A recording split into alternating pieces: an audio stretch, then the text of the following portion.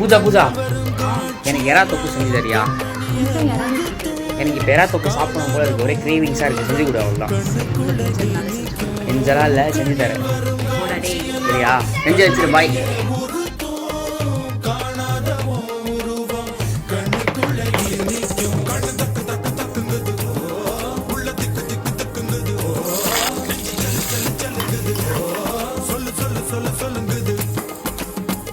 வராக நதி கரை